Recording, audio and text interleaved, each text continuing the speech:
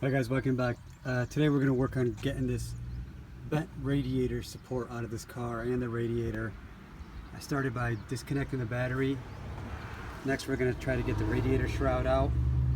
We got 1, 2, 3, 4 10mm bolts.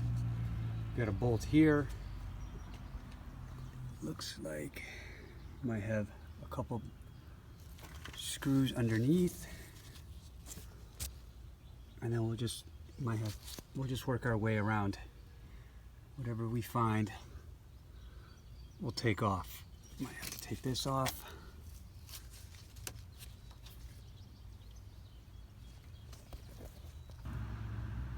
All right, guys. I don't know if you can see that, but the cooling fan harness is held on by this like little, locked in by this white, I don't know, lock and whatever. I just pulled it right out with a pair of pliers, and it came right apart because it was just struggling too much for a connector. But it should pull right out now.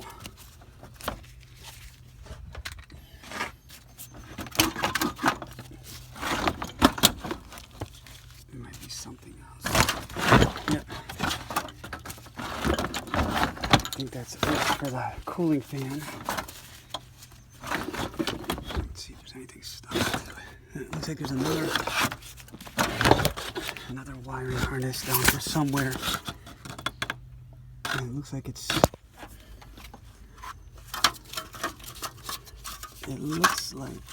jammed up in the bent radiator.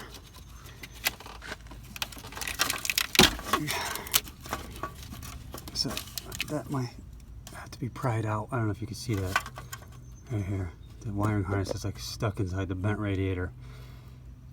So let me work on that for a while. Alright, this is the cooling fans pulled out. You have a connector here.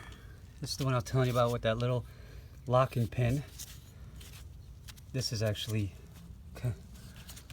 slides onto this somehow.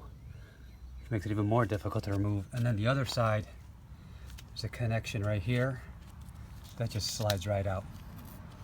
And the whole unit pops out.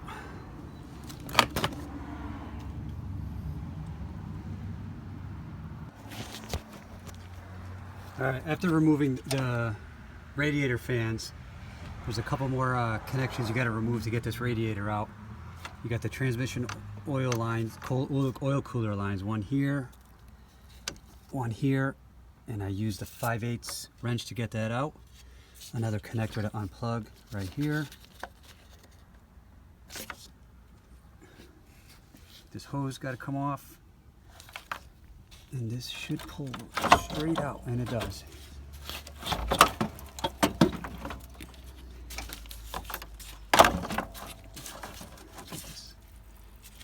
This line is going to be in the way a little bit. That's up to you to see this line right here. It looks like it's getting in the way of the connector of the.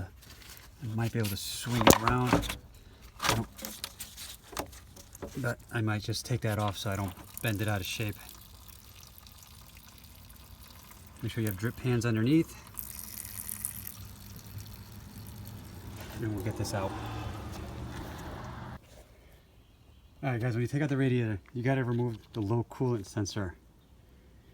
Just bend back the two tabs at the bottom, wiggle it out, and it should come right out.